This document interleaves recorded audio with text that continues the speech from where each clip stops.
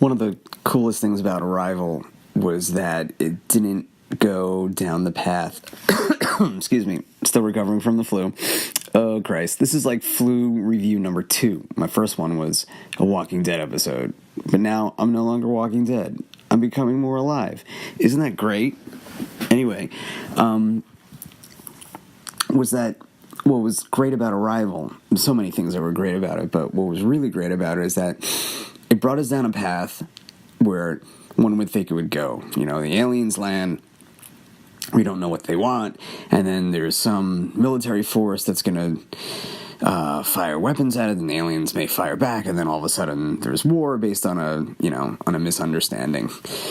And what was great about that is that the movie kind of teased it a little bit, but it didn't bring us there. It also kind of teased, because when the military planted the bomb, that something would be in danger. But the aliens never really were in danger because obviously they knew everything that was going to happen because time isn't linear for them. But it had those little bits of conflict in there. But that was, I think, just only a way to try to lead us astray from the main story.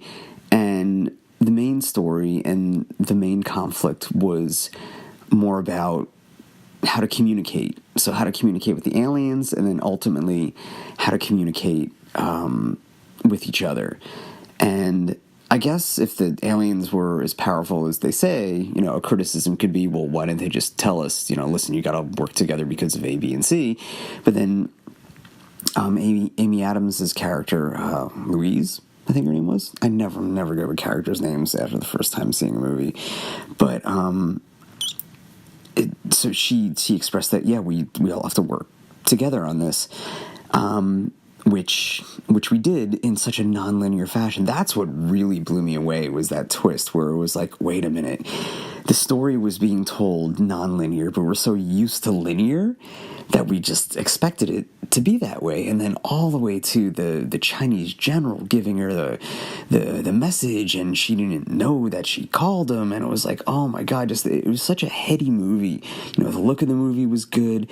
It wasn't about an action star blowing away the aliens or flying through the air or, having supernatural powers. It was about science trying to figure things out, logic trying to figure things out, reason trying to figure things out, how to figure things out. The whole thing with the Chinese using Mahjong, but as a way to communicate, but the aliens then saw that as competition, as opposed to the way Amy Adams communicated with it.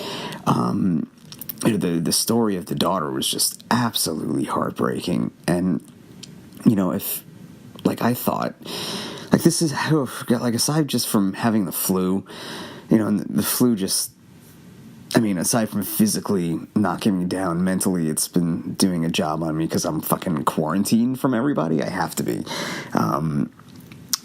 But just, looking at where my life is, and, if I could just, Amy Adams asked, well, if you can just see your whole life, what would you do differently? And I don't know if I would want to see my whole life. I don't know if I want to know, because, just thinking about my future now and just the way that things are, at least right now, it's just the future I see isn't that promising. So if I know 20, 30 years from now, things aren't going to be promising, what would be the point?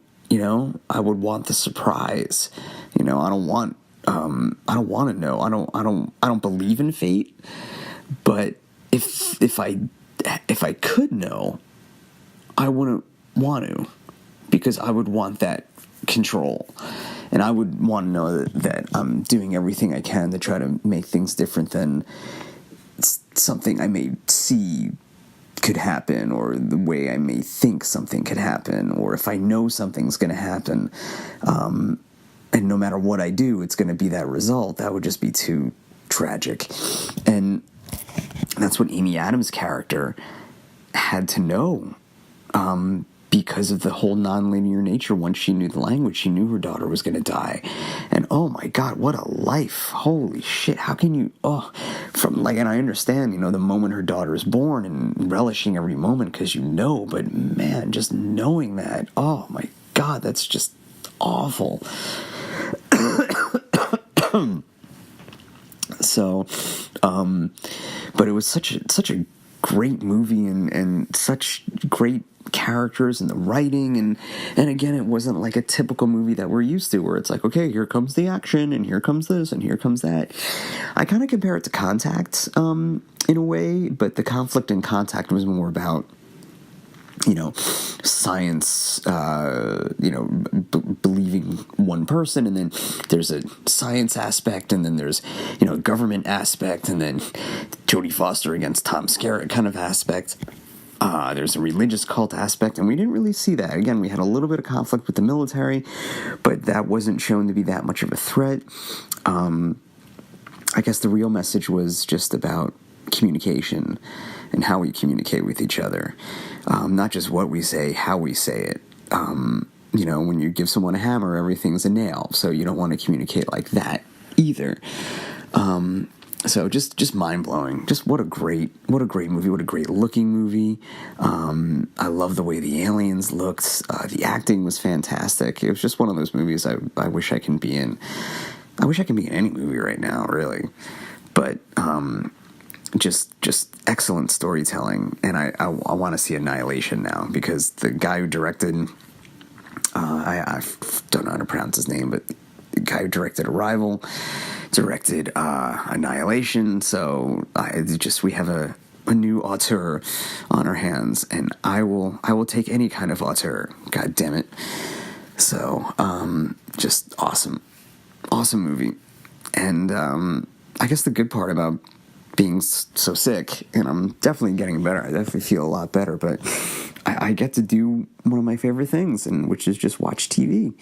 And I'm watching TV and I'm watching movies, and because I'm so tired from the flu, like when I don't have the flu, I get tired from lying down, so I have to stop watching a movie. I can't watch whole entire shows because I have to get up. I have to get up and walk around because I just get too tired from sitting still. And I haven't done that with the flu. I really haven't, at least not yet. I hope to soon, but I'm trying to make the best out of things, and it's just with personal things going on in my life too, it's just it's hard to do sometimes, but hey, I'm trying to be my little happy meditative state, trying to watch everything that I can all at once. Well, not all at once, that's impossible, but trying to just watch everything I can and know that there are good things to watch. I can't imagine. I've been sick a lot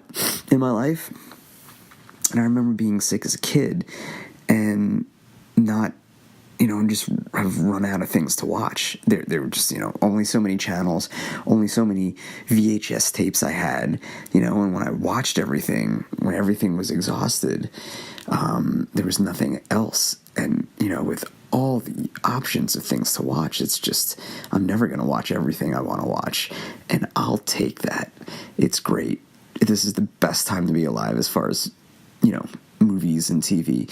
Music, as far as new music, there's a lot of great, good, solid new music out there, but nothing earth-shattering, at least in my opinion. But as far as movies and TV go, it's unbelievable. It's a movie lover and TV lover's dream right now, what's going on. As a music lover, I always try to find great stuff, and I've found some great stuff, but I want something earth-shattering. But in the meantime, I'll keep looking and listening to great new music and see what I can find. So it's not a big complaint in regards to that. But well, speaking of complaint, I hope nobody complains that this Arrival review podcast has gone on a tangent. But I'm going to bring it back by saying just absolutely fantastic. It's movies like this that make me love movies so much. Nothing formulaic about this. This was great. So great writing, great directing, just great looking movie, great acting, everything. So kudos everyone who made Arrival, and kudos to you for listening to me ramble at 1:11 in the morning as I try to sleep. So anyway, thanks everybody. You can contact me on Twitter. My name is Mike Lane. I'm at Mike Lane Act. That's MikeLaneAct. Find me on Facebook at Mike Lane Actor. You can email me at mikelaneact@yahoo.com, and please comment, rate, and share, and do all those good things. All right, maybe I'll watch something else again, because I'm certainly not tired, because I've been sleeping all day because of my stupid flu. So I will make the best out of this. See, I'm being positive. All right, everybody, have a good one. Bye.